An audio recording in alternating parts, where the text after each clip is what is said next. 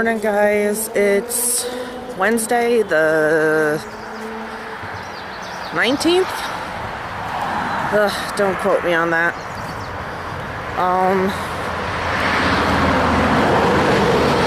Yeah, I think I know it's Wednesday morning. I believe it's the 19th. I'm coming out to milk and to give Loki his antibiotic and to show you guys him because he's doing so much better. I'm super happy with how well he's doing. Oh good, only Lucy and Ethel are out this morning. It means my milking will be that much easier. I have to feed the goats too, so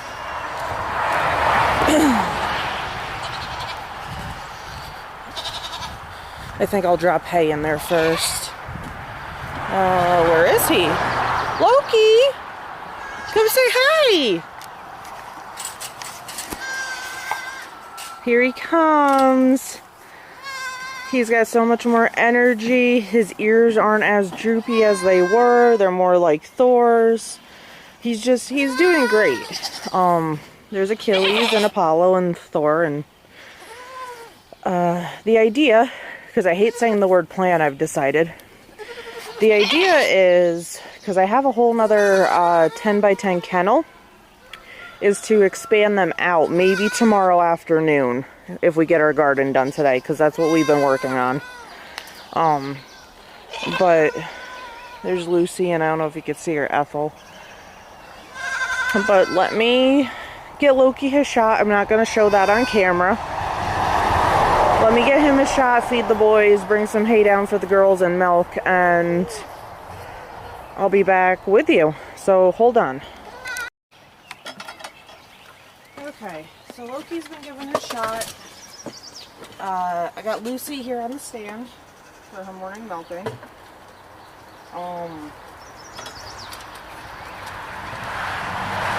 the idea is to do our garden today, and then if that gets done tomorrow, Josh is out early again from work, so we will expand the boys' area so they can have some access to grass. And I don't know if I've mentioned it, but my breeding plans for this year. So ideally, these chickens are going to freak Lucy out, because they all know that she gets grain, and they act like they haven't been fed. But my breeding plans for this year, I'd really like to stick Lucy and Ethel with Apollo. I think I'm going to make the decision to sell Achilles. And Feline, if she's big enough, I think I'm going to stick with Loki. We'll see where Feline's at. I'm going to breed Lucy and Ethel in the months of November and December, so they have either April or May babies.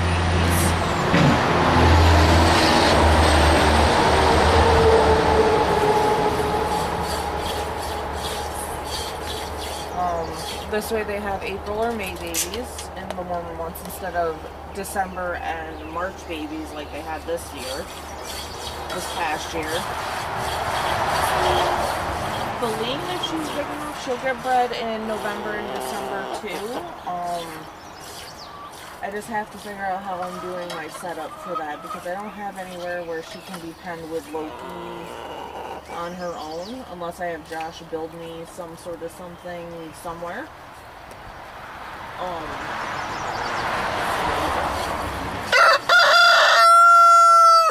That was rude. Here, why don't you guys go and leave me alone?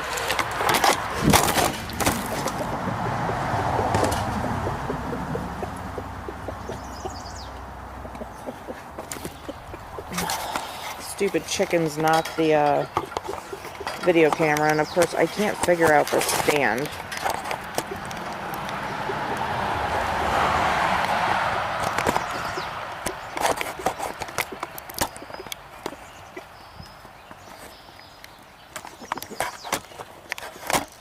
There we go.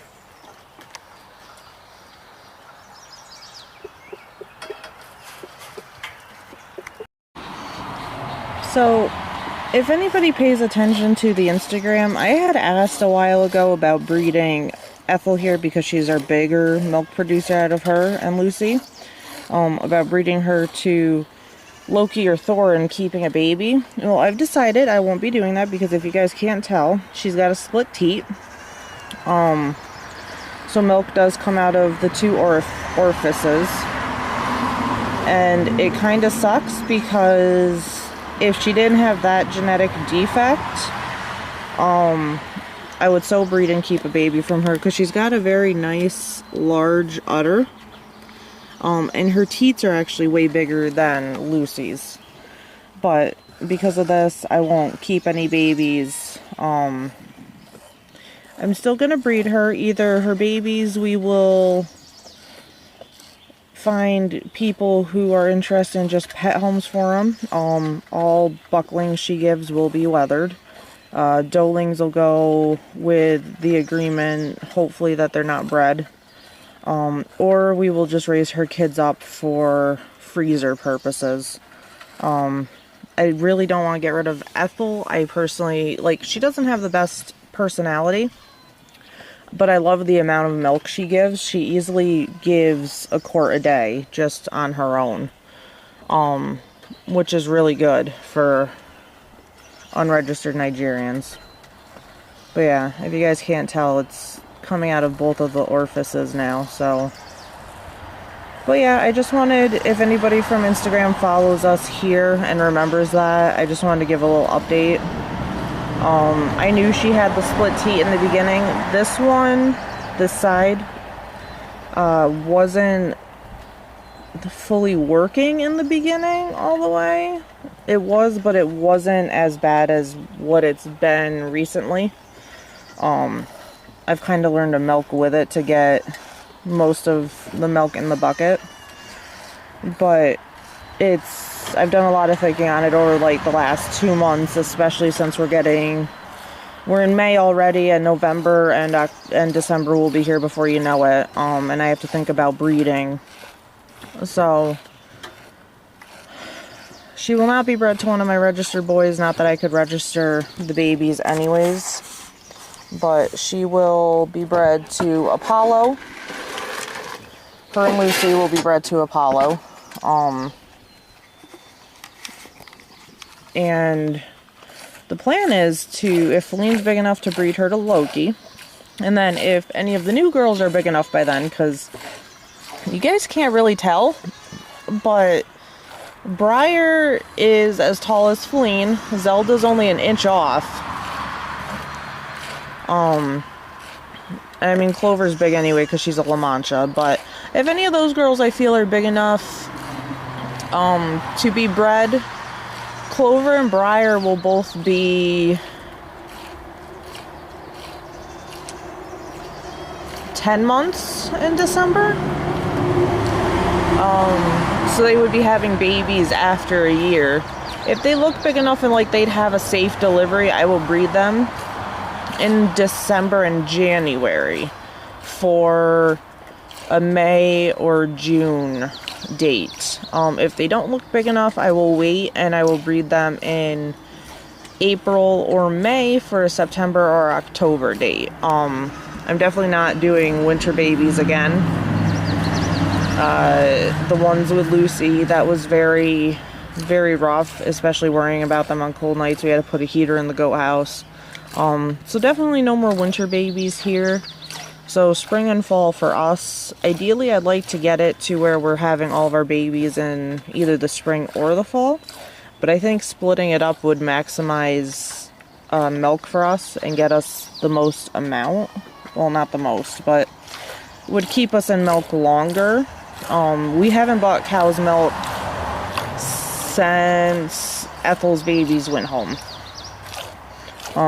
Before Ethel's babies had gone home, we were milking and giving all her milk to the babies, so we were still buying milk from the store. But since her babies went home on the bottle, we haven't been buying milk since. I definitely didn't mind raising the bottle babies. I might pull babies off of one of these mamas. I notice a difference in udders, especially with Lucy and Ethel. Like, I know they're going to be different anyway, they're two different goats. But Ethel's got this nice, soft, like really milkable udder. And Lucy I struggle with. And I'm sure some of that has to do with the fact that Ethel's babies were bottle babies. And we let Lucy nurse her babies. So I definitely think with Feline, Zelda, maybe not so much Briar. Briar I didn't get for like production or really much of anything. But I think probably for Feline, Zelda, and Clover's babies, I think I might make them bottle babies. It's something I have to discuss with the husband and see what he says. But it's going to keep their udders nice and soft. Obviously they would stay with mom for 24 hours at minimum to get all the colostrum, but yeah, I might do bottle babies, even though I always told myself, you know, I wouldn't, which would mean I'd have to change my schedule around a bit, but I would do it, especially now that we're going to start getting into showing and everything. Which I will talk more about that, not this video, probably the next video, along with more of our breeding plans and our plans here in general for the goats. Just wanted to give like a quick little update on the breeding ideas. It might change. I might end up pairing Feline with Thor. I'm trying to wait for Loki to get a little bit bigger. Thor's Feline's age, so. And he's a nice little buck. He's got a nice level top line. He's looking a little wide in the back end. Next time I get him up on the stand to trim his hooves, I'll show you guys him, because he's a handsome little dude, so. And yeah, later today when Josh gets home, we're doing the garden. So I'll see you back then to do that. Here's all the girls eating breakfast.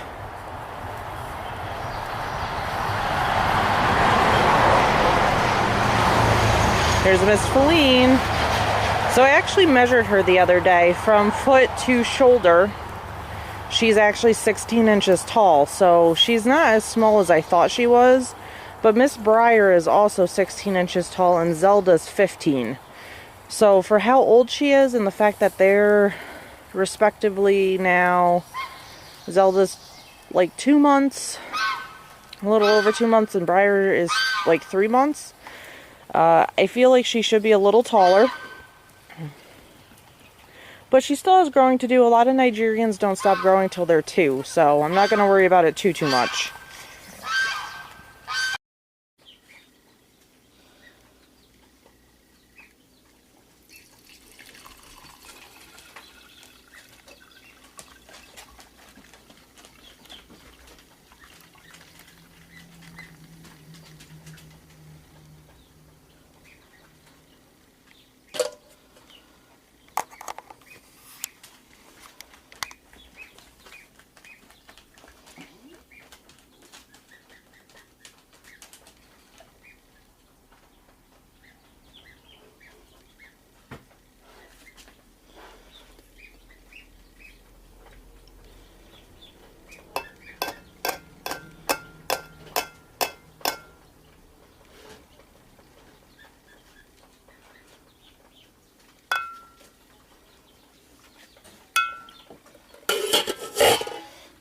Blue today, I think. Okay guys, garden tour.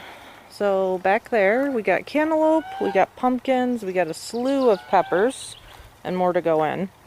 Tomatoes, broccoli, and cauliflower in the back. This is going to be sugar and snap peas, more tomatoes, lettuces.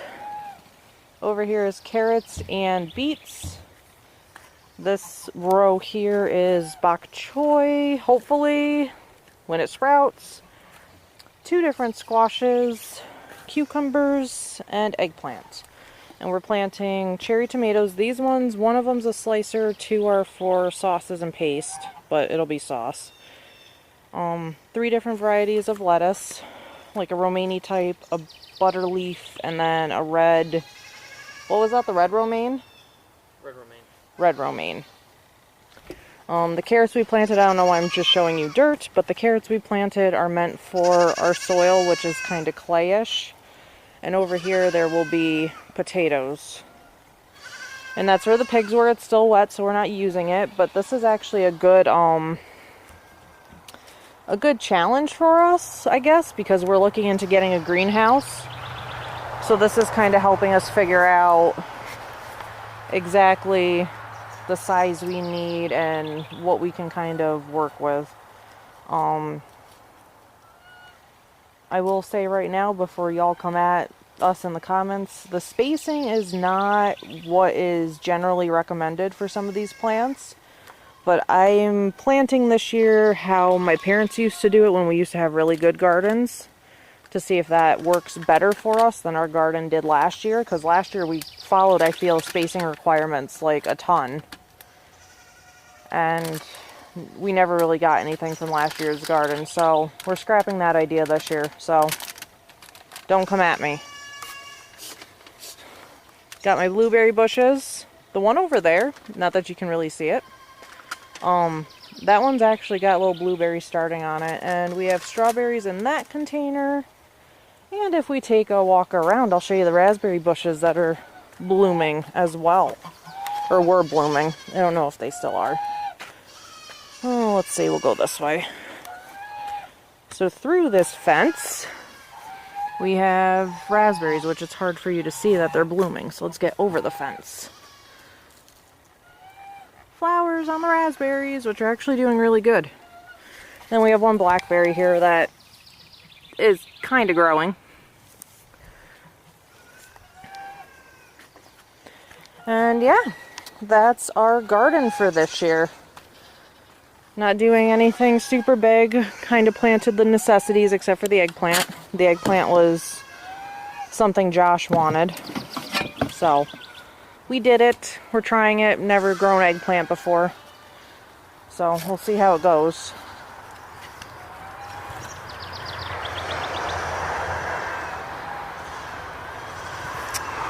And yeah, when we head back down, we'll show you the goats again and the strawberries we planted today.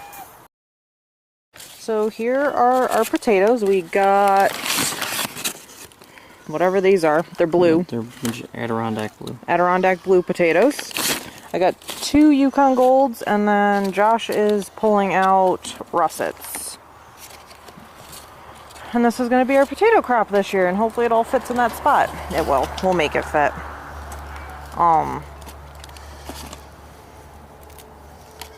They're already growing. So normally you're supposed to like cut these and dry them, and I've never done that, and we've had plenty of potatoes every year.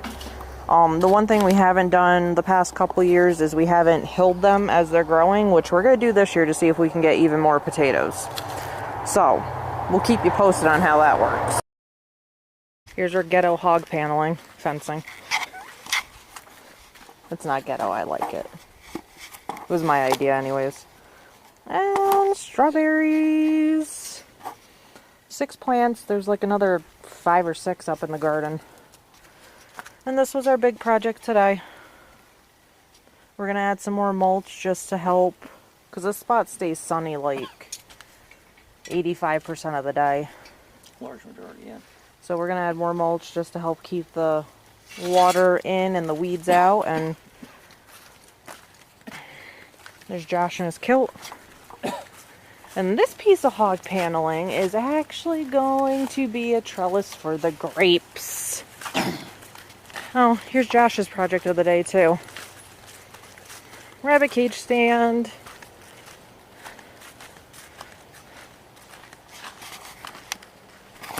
That's a you thing. Oh, I realized that.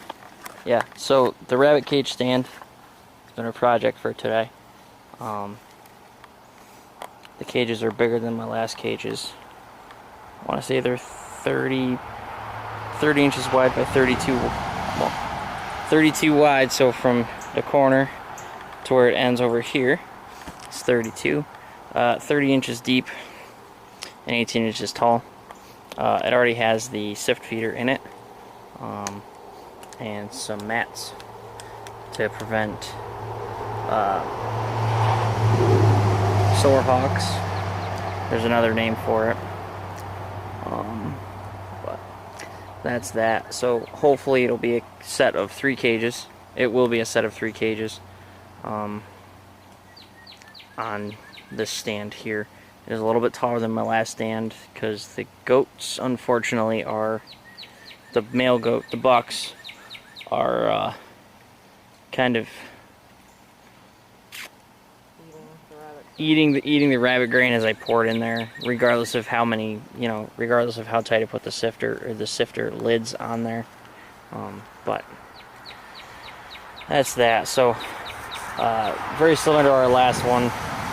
The dimensions for that are on the Homestead website. Yep. They're on the website under DIY, actually. This one we didn't do a step-by-step process because, well, didn't think of it at the time, and there's already a set of descriptions up there, a set of instructions up there, so, make that as you need to if you'd ever decide to do rabbits. I guess we're going to the girls, right? Or the boys, or we're going down that way anyways. To the goats. Taking a tour of everything, looking at the ground as we go. Back over here. I don't know if Sam's showing you the official milking station, but the nice little easy up we have with the milking table, with the milking stand, and the awesome milking seat. This is proof that it's not Better Homes and Gardens. Oh yeah, this is definitely not. We're not going to be on the cover of any magazine anytime soon. You can show them a new gate that yes. we're putting up. So we come to find out that the gate for hurry up. Come on, guys. So there's why we're getting a smaller gate. Because a lot of small butts that want to get out at one time make it very difficult to get out of here. So, while we were out and about today, getting all sorts of other nonsense, we ended up picking up a 4-foot gate with wire meshing in there, compared to our 8-foot gate with hardware cloth that is zip tied. So going a little bit better towards, Yeah, we're upgrading our gate from ghetto to, official. I wouldn't consider it ghetto. I wouldn't consider it ghetto. I'd consider it homesteaded. From rig to, a little more. Well, again, we're not going to be on the cover of Home and Garden magazine anytime soon. Here, you gotta come do... Oh, I gotta go do the goats, do the door. Yeah, I can't ever get it right. I don't know why. I need my scoop, though. Yeah, it'd be cool if you had your scoop. So. Pardon the big bang. It did it earlier, too. No, I know. It's not, but until I can actually get around to building the grow out pen there, I can't do anything, so. It's fine. It's not shiny anymore. It doesn't need to be. Yeah, we'll just move out of the way so this gate doesn't hit it. Again, ghetto.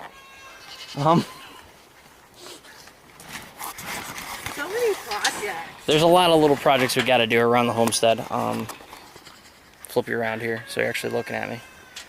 Just so you guys know, all I'm giving them is alfalfa hay pellets.